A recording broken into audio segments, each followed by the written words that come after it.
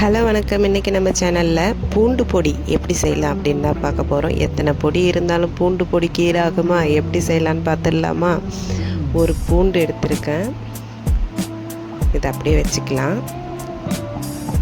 நான் வரமிளகாய் நம்ம காரத்துக்கு தகுந்த மாதிரி எடுத்துக்கலாம். நான் இதில் ஒரு 15லேருந்து 20 வரமிளகாய் எடுத்திருக்கேன்.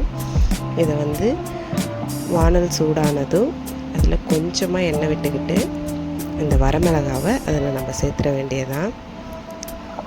இதை நல்லா வதக்கி எடுத்துக்கணும்.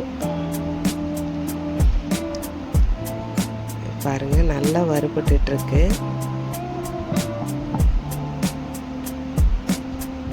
ரொம்ப கரிஞ்சிடக்கூடாது, கரிஞ்சிட்டுனா டேஸ்ட்டு நல்லா இருக்காது. அடுப்பை லோ ஃப்ளேமில் வச்சு இந்த அளவுக்கு நல்லா வதங்கினா போதும்.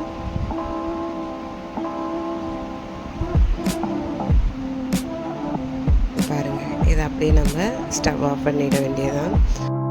மிளகாய் நல்லா ஆறுனதுக்கப்புறம் அதை ஒரு மிக்ஸி ஜாரில் சேர்த்து நம்ம அரைச்சி எடுத்துக்கணும். இந்த பாருங்கள், இந்த அளவுக்கு பொறன்னு மிளகாவை மட்டும் அரைச்சி எடுத்துக்கணும். இது கூட பூண்டு, இதை தோலெல்லாம் நம்ம உரிக்க தேவையில்லை. இருந்தாலும் அது மேலே நிறைய தோல்லாம் இருக்கும். அதெல்லாம் கொஞ்சம் க்ளீன் பண்ணால் போதும். ரொம்பவும் க்ளீன் பண்ணி உரித்து எடுக்கணுங்கிற அவசியம் இல்லை. இந்த பக்குவத்தில் இருந்தால் போதும் பூண்டு. இது கூட நான் உப்பு சேர்க்குறேன். உப்பு சேர்த்து நம்ம அரைச்சிக்கலாம். இப்போ பாருங்கள், இந்த அளவுக்கு இருக்குது. கொஞ்சம் இது இப்படி தான் இருக்கும். திப்பியாக இருந்தால் தான் நல்லா இருக்கிற மாதிரி இருக்கும்.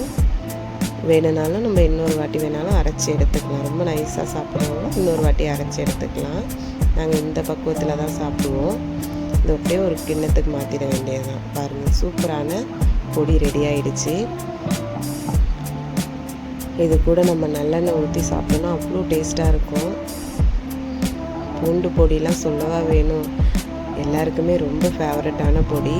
இதை நம்ம வீட்டிலேயே இவ்வளோ சூப்பராக ரெடி பண்ணிடலாம். இதெல்லாம் டக்குன்னு ஒரு 5 நிமிஷத்துலேயே நம்ம ரெடி பண்ணுற ஒரு பொடி. நிறைய பொடி இருந்தாலும் பூண்டு பொடிக்கு ஈடாகாது அப்படின்னு சொல்லுவாங்க. கிராமத்து சைடில் இந்த பொடியை அந்த பழைய சாதம்லாம் இருக்குது இல்லையா, அது கூட இந்த பொடியை வச்சு சாப்பிடுவாங்க. அவ்வளோ டேஸ்ட்டாக இருக்கும். நாங்கள் இன்றைக்கி இட்லிக்கு தான் நான் அந்த பொடி ரெடி பண்ணியிருக்கேன். ஒரு ஸ்பூன் பொடி வச்சு இதை பாருங்கள், நல்லெண்ணெய் தான் ஊற்றுறேன். இதை சாப்பிட்டோன்னா அவ்வளோ டேஸ்ட்டாக இருக்கும். சுட சுட இட்லி வச்சு இந்த மாதிரி பொடியெலாம் சாப்பிட்டோன்னா சொல்லவா வேணும், டேஸ்ட்டு நாக்கிலே நிற்குங்க. அந்த அளவுக்கு டேஸ்ட்டான ஒரு பொடி. நீங்களும் ட்ரை பண்ணி பாருங்கள். அவ்வளோதான் ஃப்ரெண்ட்ஸ். வீடியோ பிடிச்சிருந்ததுன்னா லைக் பண்ணுங்கள், ஷேர் பண்ணுங்கள். மறக்காமல் நம்ம சேனலை சப்ஸ்கிரைப் பண்ணுங்கள். தேங்க்யூ.